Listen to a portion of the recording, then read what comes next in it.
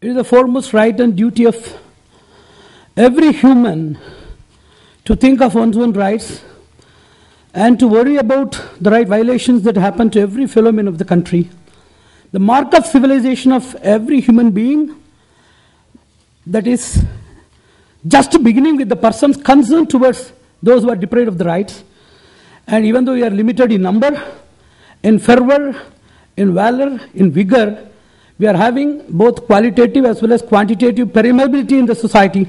We can perpetuate and permeate in the society, create innumerable chains of ripples with a cyclic and spiral action, resulting in utmost human rights awareness and infallible solutions. First of all, everybody was talking about experiential narrations, statistical reports, strategic analysis, and logical solutions. Within this time paucity and within the shorter framework of the dynamic solution to the spiritual or philosophical foundation of our land, I want to summarize few issues based upon their ontological survey and teleological analysis. Basically, mankind is having the temptation to move. It is a globalizing or planetary instinct to move by means of three ways: to see, to stay, and to seek. To see means it is tourism, and to stay it is migration, and to seek is invasion. Naturally, this expanding nature of mankind, it has resulted in a lot of progressive activities like cultural fusion, synergy, evolution, and various other developmental things, apart from which lot of frictions and clash of human erroneous inherence. Human beings having lot of inherent errors. These have also resulted in lot of problems. Unless these psycho or ontopsychological survey of the society is made, proper solutions cannot be made by compressions. Any solutions made will be interim solutions, and they will blossom again like law of conservation of energy. It will blossom again as law of conservation of problems in a different form, reconfigured in a different form. So basically, we are all migrants. Certainly there is some sort of migration, and there are a lot of people with their own systematic diaspora. But Indians, they are the eyesore of the whole global community because they are conspicuous, considerable, commanding, and commendable in various areas. Even though they are not very much integrated, even though they are not very much splitted with some sort of unison, still their peripheral developments and global scenario exposure is very much appealing to the society. So this has created a lot of commotions in various areas, especially in areas where there is a strong religio-political ideology. There are two problems. One, where there is a strong religio-political ideology, where the nucleus country, for all these diasporic expansions, India is a nuclear country. When there is no muscular or masculine government, when there is no administrative prowess or sturdiness in the government, when there is a strong religio-political ideology in the other countries where migrants live, certainly it will result into problems. So we need to devise such a systems which will stabilize and reinforce the nuclear system of Indian government and their foreign policies and relation methodologies, along with that of seeking the support of international human rights agencies, peace mongers, peace lovers, peace seekers, and the diaspora to create an unison, to create a federal assembly to muscularly challenge these issues. So it requires a deeper analysis and scrutiny to get into permanent solution. So we are seeing a lot of things they have enlisted. Disenfranchisement is a very big thing. Discriminatory laws like Diyat, Hudud, that is happening there. Then the Enemy Properties Act of Bangladesh, which is now in a different disguise. So it is everywhere happening, discriminatory laws. And total ethnic cleansing, that is also happening by means of deconsecrating women by raping, forceful marriages, they are told, desecration of temples, like that innumerable thing. Murder in different forms. Murder that is registered, unregistered murders. Millions of people have been reported as displaced people or missing people in the reports we are seeing. And you know about the population reduction also. Bangladesh and Pakistan, we have seen that the population of Hindus, that is the minorities, it was about 30%, now it is lesser than 10% in Bangladesh. It was 15 to 24% in Pakistan, which is lesser than 1% in Pakistan now, that they have made. So this is known as murder. Murder is not seeing some people being murdered.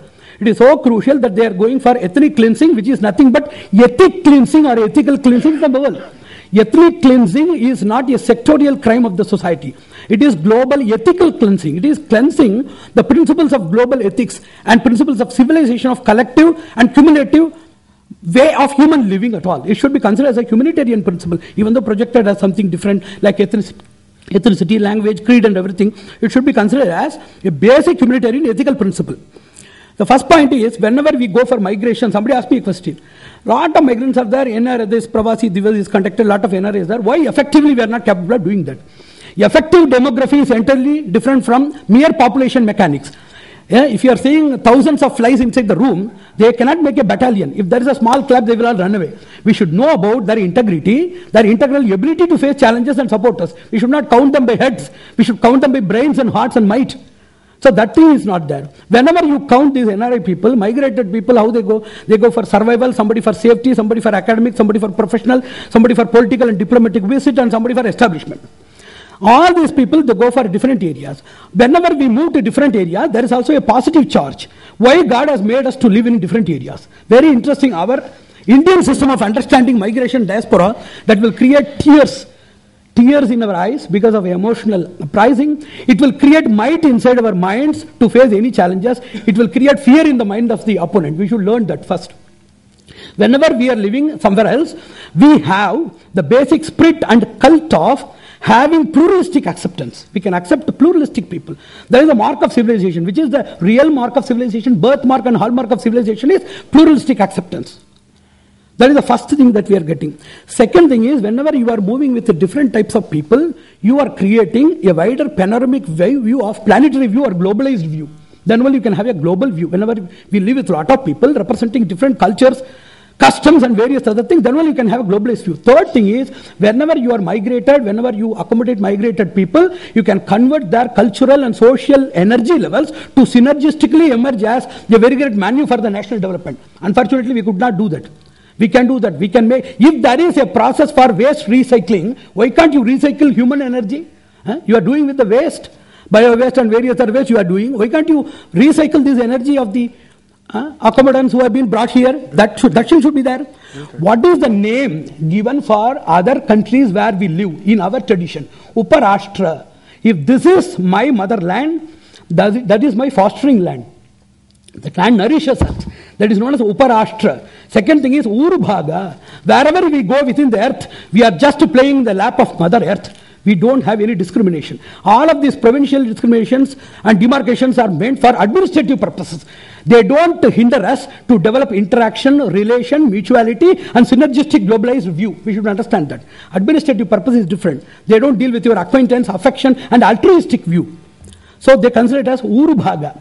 And very wonderful thing is, our motherland is known as Janmadaini, and any other motherland which is nourishing us is known as Hitadaini. One more wonderful explanation given by our culture is, wherever we are born, wherever we belong to is one breast of our mother, and it is Tanantara Parigrahana. That is the second breast which is feeding you. This is the consideration of our culture. So which we cannot expect from other people. India can teach all of these things. India is great because it is not only great because that it is great, it can make everybody great. That is the greatness of Indian greatness.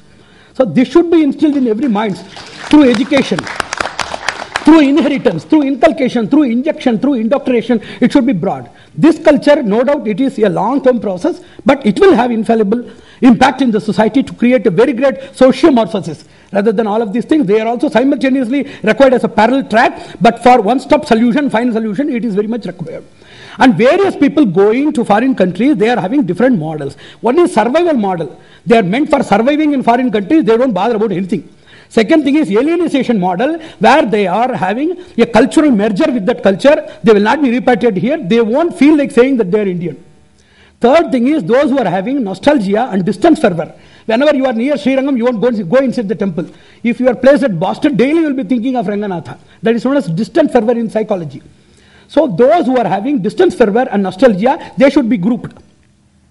The fourth member is the person with loss or lack of identity. Most of the people, they are having cultural degradation and cultural loss. Cultural displacement, those people they are having. And those who are dignity and fame provided to both the nations. And those who are providing dignity and fame to that nation, not bothering about this nation. Those who are tinsels, danger symbols, and useless disgrace symbols to both the countries. This is the effective demographical classification of members of the country. It is the duty of community like us, that is the social activists like us, to bring out ethical resurgence, cultural identity, cultural reminder, those who are oblivious with their cultural heritage and its background and its necessity for creating a cultural unison. Those people, they should be symbiotically dealt with a process of mutual discussion, dialogue, and dynamic and divine infiltration inside the minds to see that they are transformed from beings. Unless you categorize the whole NRI community, you cannot understand how to work with them. That is the greatness of philosophy. Philosophy will not work. Somebody asks, are you going to work? No, I am not going to work, but I will make everybody work. That is the greatness of philosophy. It will make everybody's act to end with fruit and to have a consequential cyclic development in the society to have an eternal or imperishable impact. That is the greatness of philosophy. So this is the first thing we have to identify, how to classify. One more thing, in growing nations, whenever we develop by civilization, so-called civilization we are seeing in dress code and in technical devices, man has become intellectually zero. He has become mentally totally impoverished. But technically he is a great person and scientifically he is supermorphous in nature. That is the present state of person. Technically he is powerful, mentally he is the weaker most person. He cannot do anything. More he has captivated into the process of going into arms and ammunition, his personal courage, his moral bravery and his ability to face challenges that have been degraded or put into silence totally. So we should classify this. There is a principle known as, whenever there is migration, there is a principle known as bilateral decency principle. It happens between three people. One who is accommodating other people, one who is getting accommodated in others' country, one who is getting into accommodation of others' country and treating his country. These behaviors are understood with this bilateral decency proposal. We should understand that also. Whenever you allow somebody inside, you should have three levels. One is a contractual entry, where the person enters for a purpose and goes, tourism, education, etc. The second level is putting the person into citizenship, a formal citizenship with residence and basic amenities. Third is providing the person democratic rights. Democratic rights of three things. One is opportunity, second is liberty, and third is authority. This first opportunity comes under equivalent privilege of opportunities. Opportunities, social opportunities like placement, reservation, everything. If a country is decent, it should produce all of these things. That is known as first level country has all these things: authority, liberty, as well as opportunity. Second level country, it has only liberty as well as opportunity. For third level country, at least it provides opportunity. Second level countries gives liberty to practice our customs, beliefs and traditions. And third level is the country which produces advanced authorities. Authority means it has democratic or institutional authority to vote and contest, that is known as authority. It is how it is known as bilateral decency. Whenever we are in a country, we should have three qualities according to Shastras. Non-interference. We should not interfere inside them. Second is preferential agenda. We are not interfering, but we have a preference for the country also, we will work for them. Third thing is we don't work, but we have respect and gratitude. These are all the sense of behaviors of decencies. But whenever you see the NRI people coming here, there are three agendas. One is native and relative agenda. Second is professional bondage or functional bondage. And third thing is heritage bondage. Most of the people coming to India, or this NRI affinity with India, is with their native land and relatives. Second thing, it is for professional assignments. Functional assignments and mutual development area. Nobody is thinking about heritage, culture.